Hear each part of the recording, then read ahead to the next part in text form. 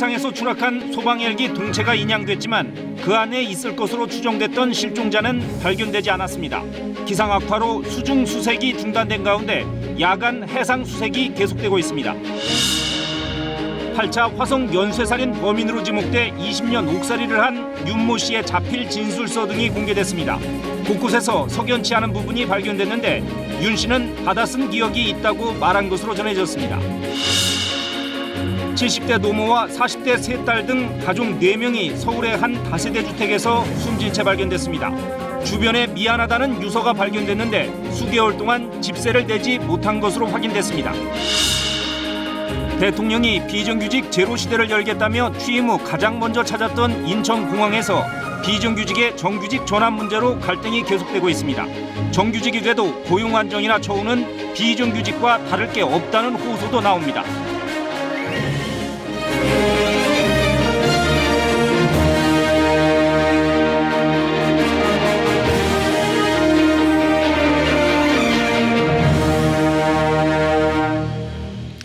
여러분 안녕하십니까? 일요일 밤 9시 뉴스입니다.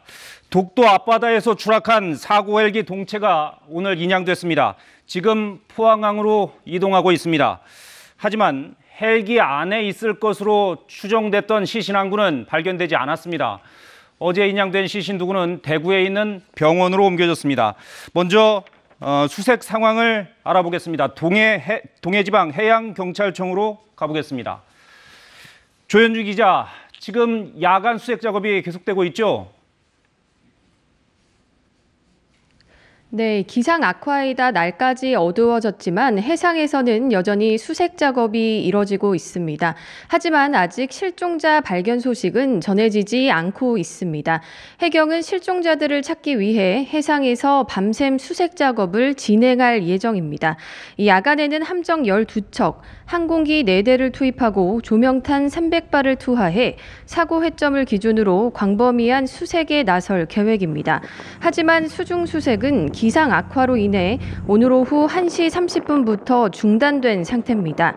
해경은 앞으로 기상이 호전되면 헬기가 있었던 지점 등을 중심으로 수중 수색도 재개할 계획이라고 밝혔습니다. 기상이 호전되는 시기는 내일 저녁쯤으로 전망되고 있습니다. 수중 수색은 기존 비행 추정 경로를 비롯해 헬기 인양과 이동 위치를 중심으로 진행될 것으로 보이는데요. 해경은 해군과 한국해양과학기술원 등 관계기관과 협조해 수중 음파 탐지기인 사이드 스캔 소나, 무인 잠수정, 포화 잠수 장비 등 관련 장비와 가용 인력을 총동원할 방침입니다. 예, 지금까지 조현주 기자였습니다. 지금까지 수습된 시신은 2구입니다. 여전히 5명의 실종자를 더 찾아야 하는 상황입니다. 사고 해역으로 가보겠습니다. 류재현 기자, 지금까지 상황 전해주시죠. 네, 제 뒤쪽이 바로 이번 헬기 추락 사고가 났던 독도 방향 해역입니다. 지금 이곳은 바람이 상당히 강하게 불고 물결도 높아진 상태입니다. 동해해양경찰청은 오늘 오후 2시 4분쯤 독도 앞바다에 추락한 소방 헬기를 해군 청해진함으로 끌어올렸습니다. 지금은 포항항으로 이동하고 있는 중입니다. 이후 김포공항으로 이송해 사고 원인을 조사할 예정입니다. 인양 당시 헬기 동체는 꼬리 부분이 잘려나갔고 프로펠러와 동체 앞부분이 모두 부서져 있었는데요. 애초 동체 안에 있을 것으로 추정했던 시신 한 구는 찾지 못했습니다. 해경은 유실을 막기 위해 이중으로 그물을 쳤지만 시신이 파손된 동체 일부와 함께 유실된 것으로 판단하고 있습니다. 기상이 호전되면 곧바로 당초 헬기가 있었던 지점을 중심으로 유실된 것으로 추정되는 시신 수색에 나설 계획입니다. 앞서 동체 바깥에서 발견했던 시신 2구 중 한 구 가운데 주황색 상의와 남색 기동복 하의를 입은 시신은 소방대원으로 파악됐습니다. 동료가 육안으로 신원을 확인한 것으로 알려졌습니다. 수습된 시신은 현재 대구에 있는 병원으로 옮겨졌는데요. 울릉도에서 대기하던 실종자 가족 20여 명도 헬기와 배를 타고 함께 이동했습니다. 또 병원 장례식장에는 임시 분향소가 마련됐습니다. 네, 알겠습니다. 류재현 기자였습니다. 어제 9시 뉴스에서 보도해드린 독도 사고 헬기의 영상과 관련해 KBS 직원이 단독 보도를 위해 영상이 없다고 거짓말을 했다는 취지의 문제 제기가 있었습니다. KBS 자체 조사 결과 시설물 점검을 위해 방문한 본사 기술 인력이 헬기의 영상을 본인 휴대전화로 찍었고 헬기 진행 방향과는 무관하다는 이유 등으로 일부를 누락한 채 독도 경비대에 제공한 정황이 확인됐습니다. KBS는 사흘째인 어제 오후에야 해당 영상의 존재를 알게 돼 보도했으며 국토부 사고조사팀에 모두 넘기도록 조치했습니다.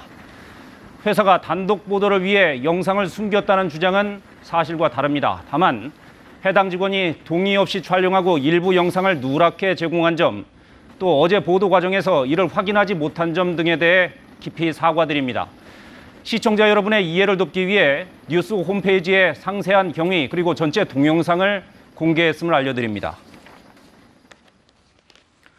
화성 연쇄살인 사건 8차 사건의 범인으로 지목돼 20년간 옥살이를 한 윤모 씨의 당시 자필 진술서 등이 공개됐습니다.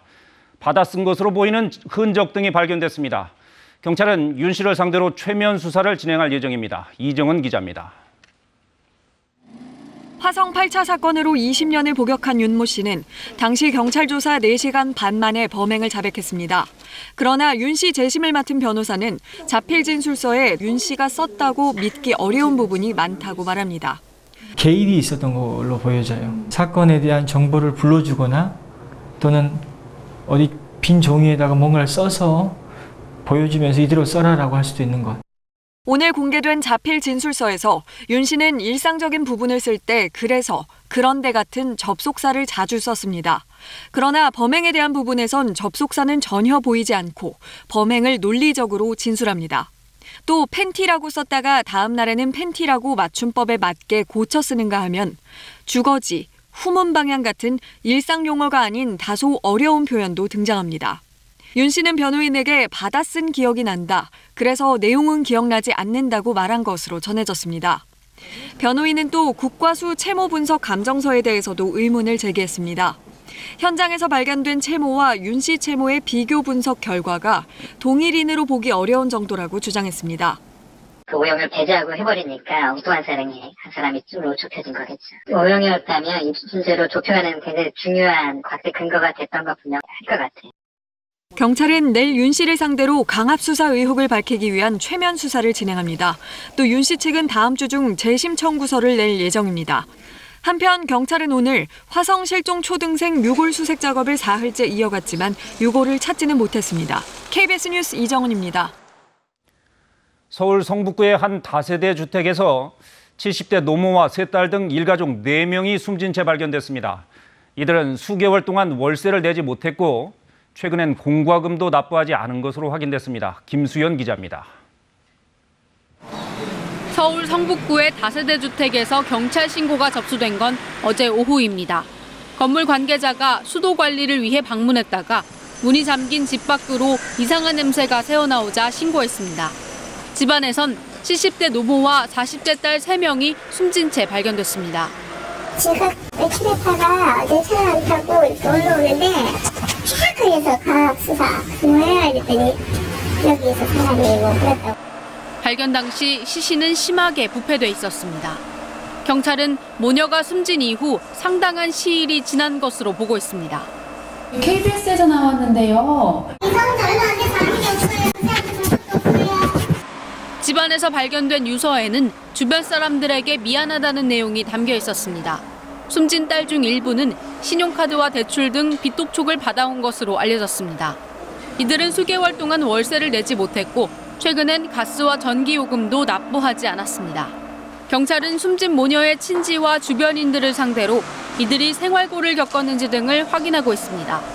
또 일단 타살 가능성은 없는 것으로 보고 이들의 시신을 부검해 정확한 사인을 조사할 계획입니다. KBS 뉴스 김수연입니다.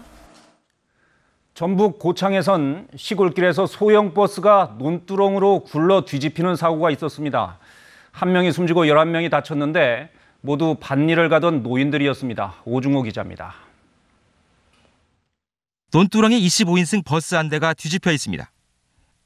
여기저기 모자와 장화, 장갑과 물통 등 작업 도구가 널려 있습니다. 사고 버스에는 모두 이웃마을에 사는 60, 70대 할머니들이 타고 있었습니다. 일당 4만 원을 벌기 위해 새벽부터 근처 양파농장에 파종 작업을 하러 가던 길이었습니다. 아이고, 새벽에 나간 사람이 죽어갖고 들어왔어. 얼마 하고 안 가는데 근데 그 말이 깡 맞아버렸었냐. 딱 그 말 하고 갔어. 사고는 구분기를 달리던 버스가 미처 방향을 꺾지 못해 일어났습니다. 3m 아래 논두렁으로 떨어지면서 72살 김모 씨가 숨지고 다른 11명이 크고 작은 부상을 입었습니다. 그냥 차가 엎어져버려서 이거 같았지. 다 부숴버리고 나왔어. 나는 가운데에서 이 탔거든. 미리 끼고 나왔어. 못 나온 게. 사고 당시 어둠이 채 가시지 않았고 심한 안개까지 껴 가시거리가 1km 정도에 불과했습니다. 사고는 일단 단독사고에 안개가 껴서 그가 좌커브거든요. 커브를 못 들고 그냥 들어간 건 내 눈으로. 경찰은 대부분 안전띠를 매지 않아 피해가 컸던 것으로 보고 정확한 사고 경위를 조사하고 있습니다. KBS 뉴스 오중호입니다. 미국 대선이 1년 앞으로 다가왔습니다. 미 대선 결과는 북핵과 동맹 문제 등 한반도에 미치는 영향도 큰 만큼 우리에게도 큰 관심사인데요.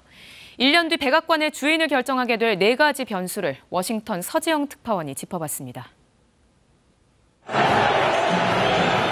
이종격투기 경기장을 찾은 트럼프 미국 대통령에 대한 관객들의 반응은 야유와 환호로 뒤섞였습니다. 첨예하게 갈라진 미국 내 여론을 극명하게 드러낸 장면입니다. If he did something wrong and it's an impeachable offense. I absolutely don't think he's done anything wrong. 트럼프 대통령이 우크라이나 대통령에게 민주당 대선 후보자의 비리 조사를 압박했다는 이른바 우크라이나 의혹이 1년 남은 미 대선의 첫 번째 변수입니다. 탄핵 조사는 양날의 칼입니다. 트럼프 대통령에게 불리한 증언이 나올 수 있지만 반대로 결정적 한방이 없을 경우 그 역풍이 민주당으로 향할 수도 있습니다. 2강 1중 구도로 재편된 민주당 경선 결과와 얼마나 지지층이 결집하느냐도 관전 포인트입니다. 조 바이든 전 부통령과 엘리자베스 워런, 버니 샌더스 상원의원이 선두권을 형성하고 있지만 그 누구도 여론조사에서 트럼프 대통령을 압도하진 못한다는 게 민주당의 고민입니다. 다만 내년 대선에서 유권자 연령층의 변화가 있는 만큼 민주당 지지층이 많은 밀레니얼 세대가 얼마나 투표장에 갈지가 관심입니다. 경합지인 4개의 주의 선거 결과도 주요 변수입니다. 펜실베니아와 미시간, 위스콘신 등 3개 주는 1992년부터 2012년까지 6차례 대선에서 모두 민주당이 승리했지만 지난 대선에선 트럼프를 택했습니다. 플로리다는 한 차례를 제외한 모든 대선에서 승자를 택했던 경합지. 그래서 공화당, 민주당 모두 이 4개 주에 막대한 공을 들이고 있습니다. 경제 성장과 건강보험, 그리고 이민 정책 등 국내 현안과 대외 정책 등도 대선 승패를 가르는 요인 중 하나입니다. 트럼프 대통령은 그동안 최장기 경제 호황과 낮은 실업률을 자신의 치적으로 내세웠지만 내년까지 이어질지는 미지수입니다. 또 시리아 철군, 방위비 분담금 협상 등에서 보여준 동맹 인식에 대한 미국 내 비판도 커지고 있어 대외 정책 역시 대선 전국 내내 주요 논쟁거리가 될 전망입니다. 워싱턴에서 KBS 뉴스 서지영입니다. 터키와 쿠르드 민병대 간 휴전과 IS 수장의 사망으로 전쟁과 테러가 좀 줄어들지 않을까 하는 국제사회의 기대가 있었는데요. 하지만 성급한 기대였을까요? 시리아 북부에선 폭탄 테러로 어린이를 포함해 10여 명이 숨졌고 서아프리카 말리에서는 IS가 배후를 자처한 공격으로 50여 명이 숨졌습니다. 두바이 박석호 특파원입니다. 폭발물을 실은 차량이 터지면서 시장 한복판이 아수라장이 됐습니다. 어린이를 포함해 10명 이상이 숨지고 수십 명이 다쳤습니다. 사고가 일어난 곳은 지난달 터키군과 쿠르드 민병대가 격전을 벌였던 시리아 북부 탈 아브야드. 미국의 중재에 따라 물러나기로 한 쿠르드 세력이 약속을 어기고 테러를 저질렀다는 게 터키 국방부의 주장입니다. 휴전 협정이 제대로 지켜지지 않고 있다는 겁니다. 이런 가운데 쿠르드 민병대가 관리해온 IS 포로 수용소 상황도 갈수록 나빠지고 있습니다. 최근 관리 부실로 IS 대원들의 수용소 탈출이 잇따르고 있는 것입니다. To leave prison. To go back home to my family. 터키 당국은 이들을 붙잡아 본국으로 보내겠다고 경고했습니다. Yani biz kimsenin DAEŞ mensubunun oteli değiliz. Yani bunu böyle kabul etmek mümkün değil. Yani bizim 문제는 IS 세력이 중동 인근 유럽과 아프리카 지역으로 다시 확산될 수도 있다는 것입니다. أولا تدركين أميرك أن الدولة اليوم تقف على أعتاب أوروبا ووسط إفريقية بل هي ممتدة باقية بإذن الله تعالى من المشرق إلى المغرب. 이를 증명이라도 하듯 주말 사이 서아프리카 말리에서는 말리군과 민간인 등 54명과 프랑스군 1명이 테러로 숨졌고 IS가 배후를 자처했습니다. 터키와 쿠르드 간 갈등이 아직 해소되지 않은 상황에서 IS까지 활동 영역을 확장하는 사태를 막기 위해 국제사회 공조가 절실합니다. 두바이에서 KBS 뉴스 박석호입니다. 오늘 일본에선 평화헌법 공포일을 맞아 전국적인 개헌 반대 시위가 열렸습니다. 일본 내에서도 개헌에 대한 반대 여론이 더 높은데요. 여기에 최근 아베 내각 강요 2명이 비위 의혹으로 잇따라 낙마하면서 아베 총리의 개헌 동력이 약화되는 것 아니냐는 지적도 나옵니다. 도쿄 황현택 특파원입니다.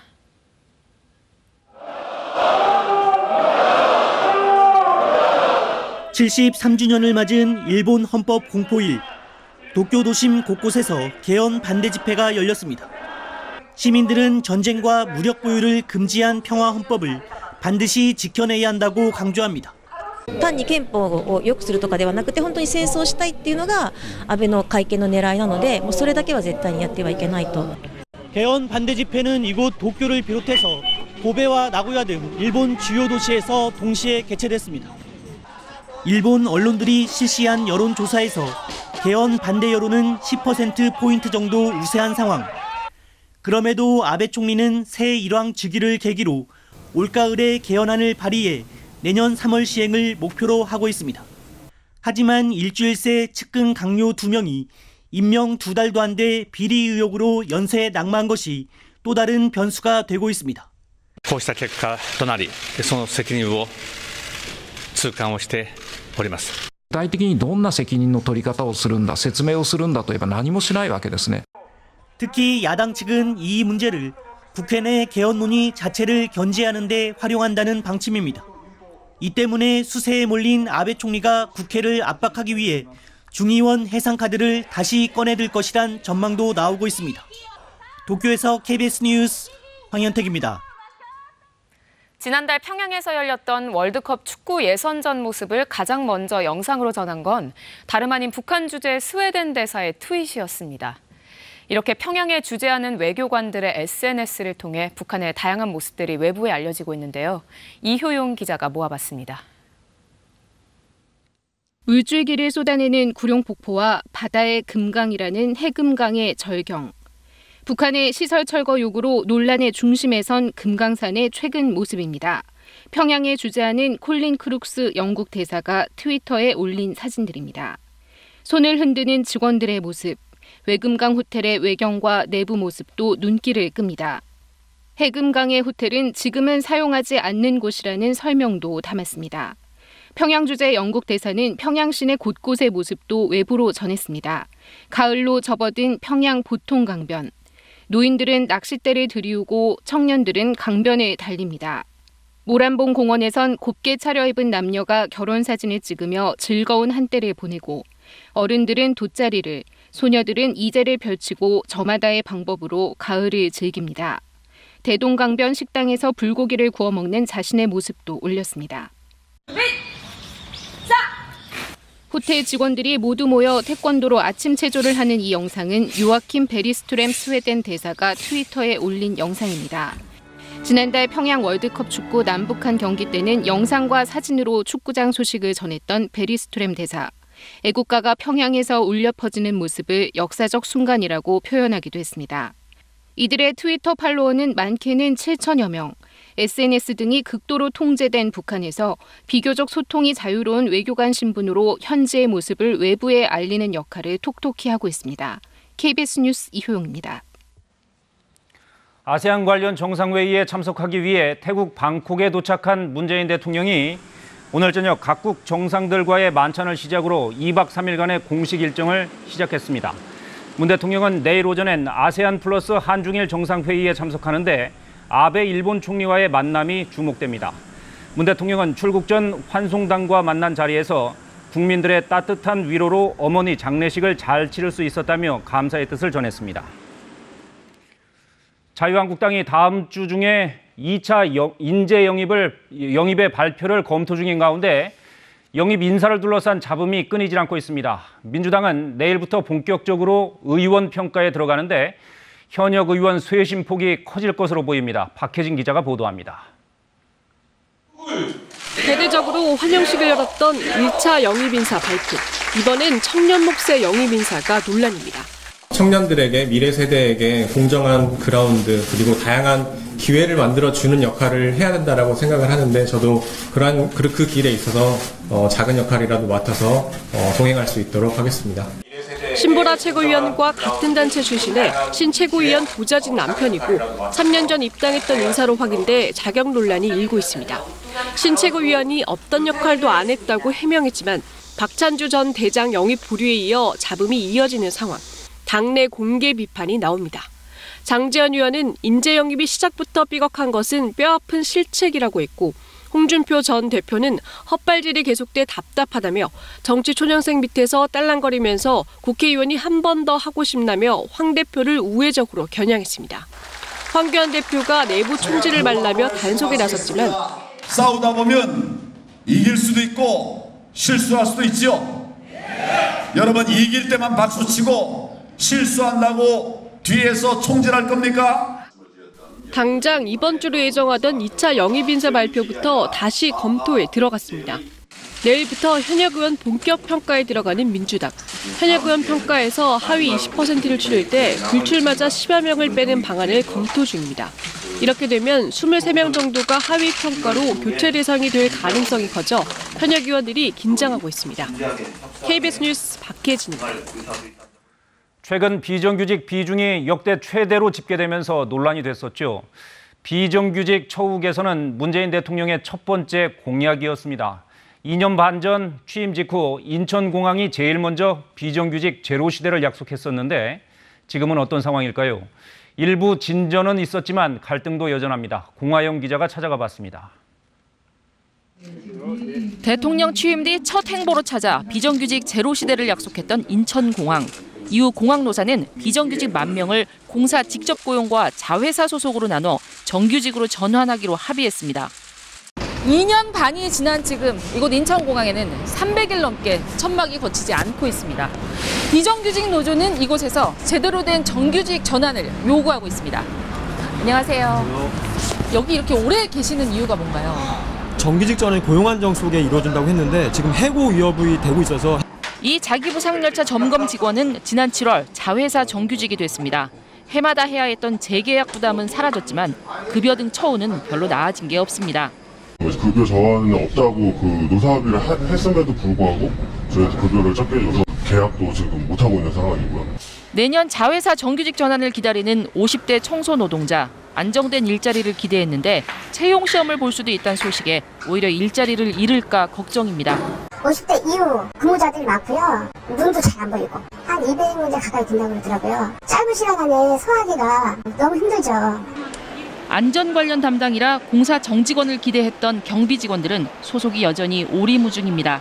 1,700여 명 정도가 되는데 800여 명 정도만 정직원이 되는 거고 나머지는 이제 자회사 직원이 되는 상황이어서 불안함을 느끼고 있고 내부 갈등도 커져 지난달 18일 비정규직 300여 명이 집회를 열자 일부 정규직들이 맞불 집회를 했습니다. 인천공항공사 측은 비정규직 비중이 86%에서 58%로 감소하는 등 차질 없이 진행되고 있다는 입장입니다. 하지만 정규직화 방법과 처우 개선 문제 등을 두고 현장의 갈등은 계속되고 있습니다. KBS 뉴스 공화영입니다. 경기도가 학대받은 장애인들을 돌보는 쉼터를 짓겠다며 자체 예산을 앞세워 정부 사업을 따냈는데요. 막상 사업에 선정되자 태도가 달라졌습니다. 지원하겠다던 도비를 대폭 삭감해버린 건데 사업 진행에 어려움도 이어지고 있습니다. 강푸른 기자가 보도합니다. 지난 5월 경기도는 상담 치료 등 학대 피해 장애인에게 맞춤 지원을 하는 쉼터를 짓겠다며 정부 사업을 신청했습니다. 총 사업비 1억 2천만 원 가운데 도비 9천만 원을 낼 테니 국비 3천만 원을 요청한 겁니다. 광주와 전북 같은 다른 지자체도 같은 사업을 신청했지만 경기도가 낙점받았습니다. 무엇보다 높은 점수를 받은 건 경기도의 예산 분담 능력. 아무래도 의지를 보는 거니까 자기들 자체 예산으로 더 투여해가지고 좀 더 다른 데보다 좀 모범적으로 하겠다. 거기에 이제 좀 초점을 맞춰서 한 건 있죠. 그런데 넉 달 뒤 경기도가 입장을 바꿨습니다. 9천만 원 분담 약속은 온데간데 없이 보증금 액수를 뺀 실제 사업비 지원을 3천만 원으로 줄여버린 겁니다. 무슨 약속을 했어요? 그게 말 그대로 계획서지 그게 어떤 그 정부와 개인 아니면 사자 간의 어떤 약속을 해서 확정 내용이 아니잖아요.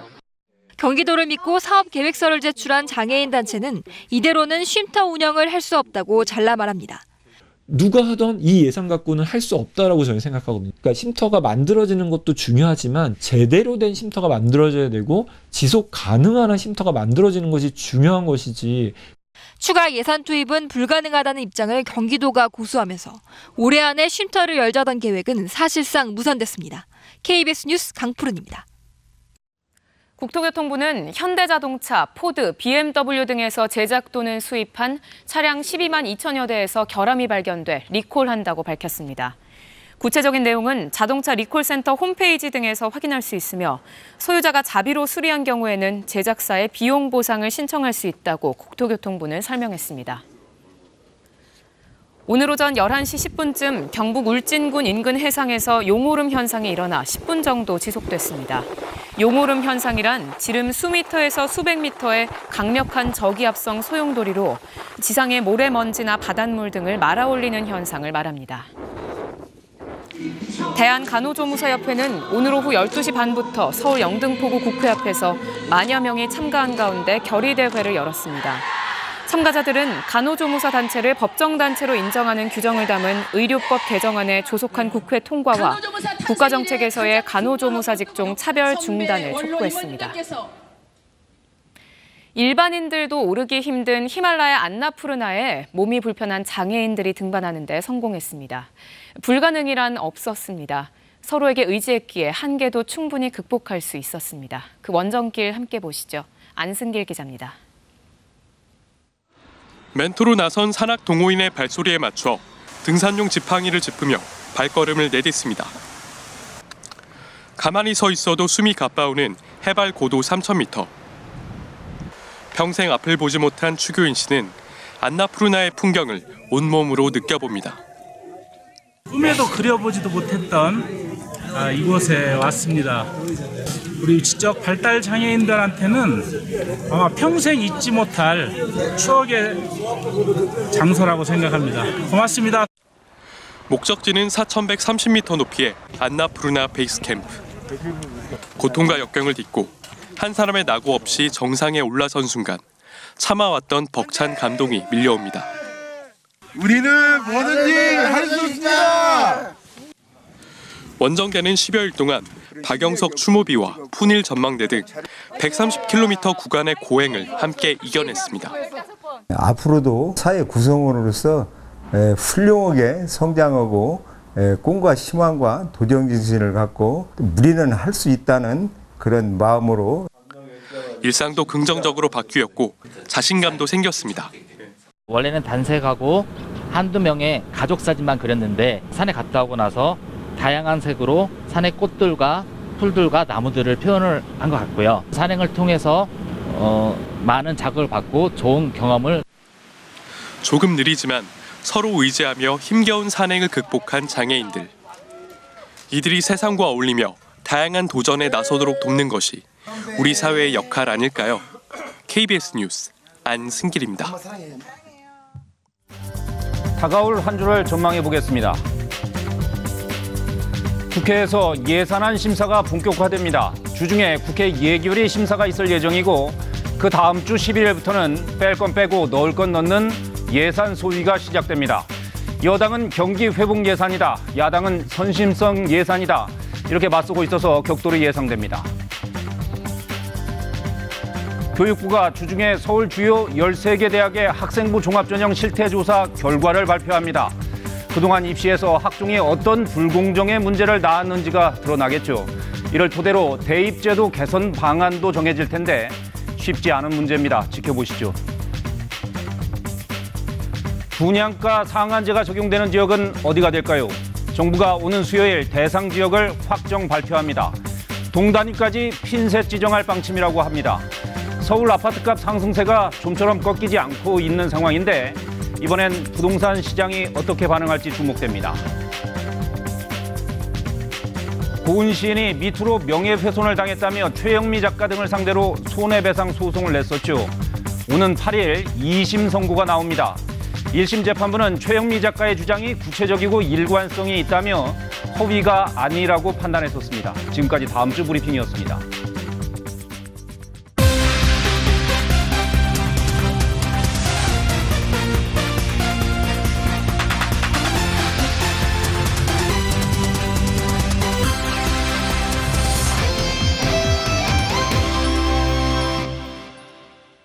주말 스포츠 뉴스입니다. 17세 이하 월드컵 축구대표팀이 칠레를 꺾고 16강에 올랐습니다.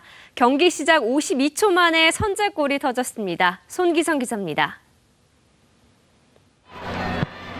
전반전이 52초가 지난 시점에 우리나라의 기습적인 첫 골이 터집니다. 프리킥 전문 엄지성이 약속한 대로 왼손을 들자 공은 가까운 골대로 향했고 칠레 수비수를 맞고 흐른 공을 백상훈이 왼발로 골문을 갈랐습니다. 칠레를 현미경 분석한 뒤에 내놓은 김정수 감독의 승부수가 적중한 겁니다. 상대가 짧은 코너킥의 세트피스 좀 약한 모습 보여서 거기에 대해서 포커스 좀 많이 맞추고 주문했던 거였습니다. 전반 30분 홍성욱의 추가골도 우리 선수들의 호흡이 빚어낸 작품입니다. 엄지성이 이번엔 두 팔을 치켜들자 선수들이 일제히 먼 골대로 달려들었고 홍성욱이 영리하게 수비 뒷공간을 파고들어 머리로 추가골을 터뜨렸습니다.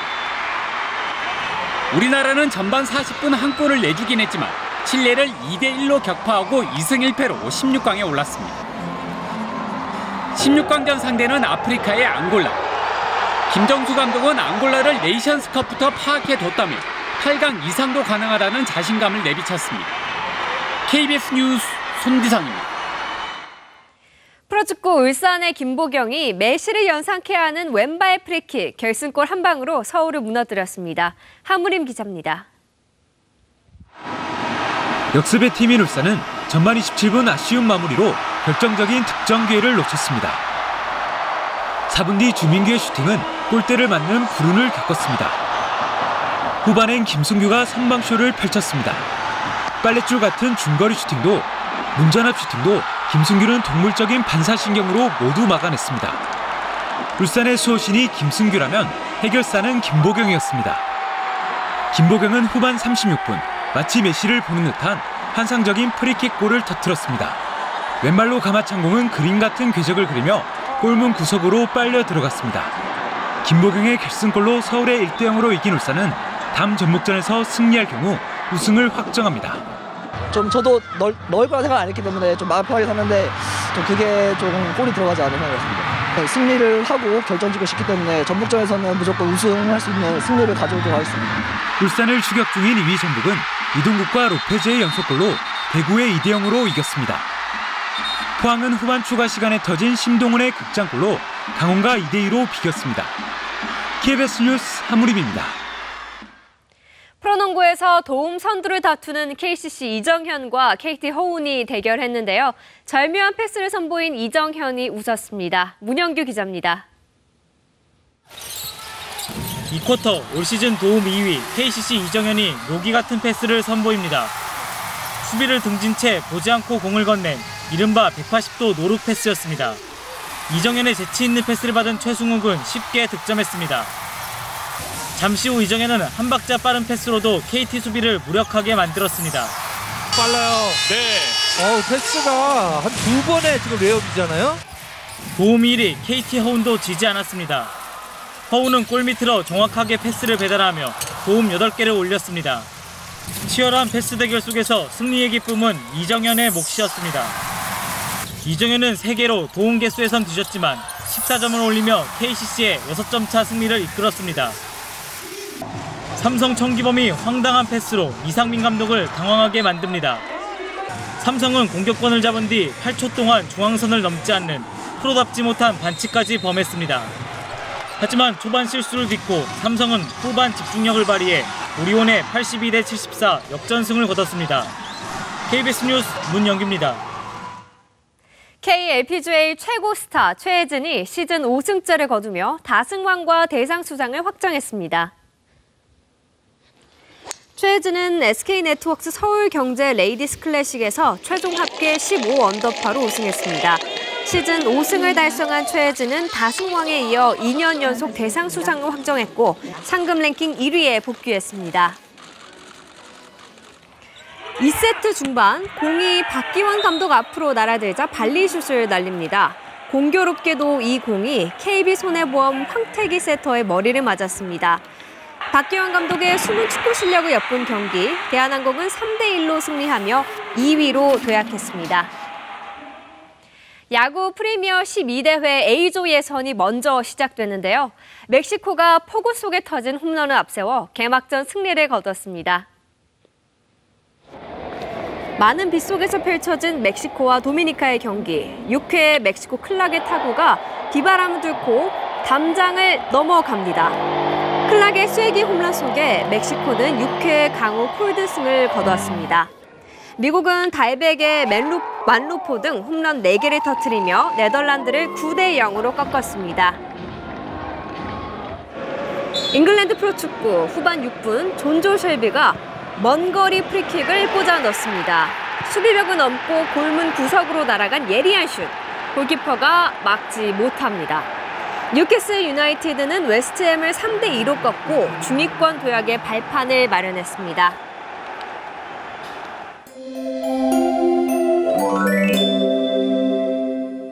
휴일인 오늘 한낮엔 20도 안팎까지 올라 온화했습니다. 내일부터는 기온이 차츰 낮아지겠는데요. 내일 서울의 낮 기온이 19도로 오늘보다 낮겠고 기온은 점점 내려가 주 후반엔 15도를 밑돌며 낮에도 쌀쌀하겠습니다. 강원 영동과 영남 해안 지역엔 밤까지 비가 더 내리겠고 중부 내륙 지역에서도 빗방울이 떨어지는 곳이 있겠습니다. 내일 대부분 지역 가끔 구름만 많겠지만 제주도에는 아침부터 비가 내리겠습니다. 전남과 경남 지역에도 빗방울이 떨어지는 곳이 있겠습니다. 또 아침에는 안개가 짙게 끼겠습니다. 내일 중부지방의 아침 기온은 서울이 8도, 춘천이 6도로 오늘보다 낮겠고 낮 기온은 서울과 대전이 19도로 오늘보다 2, 3도가량 낮겠습니다. 남부지방도 아침에는 10도 안팎, 낮에는 광주가 19도, 대구 18도로 오늘보다 2, 3도가량 낮겠습니다. 바다의 물결은 동해상에서 최고 3.5m로 높게 일겠습니다. 당분간 맑은 날씨가 이어지는 가운데 아침 기온도 점점 낮아져 아침엔 다소 추워지겠습니다. 기상정보였습니다. KBS 9시 뉴스 마칩니다. 편안한 밤 보내시길 바랍니다. 고맙습니다.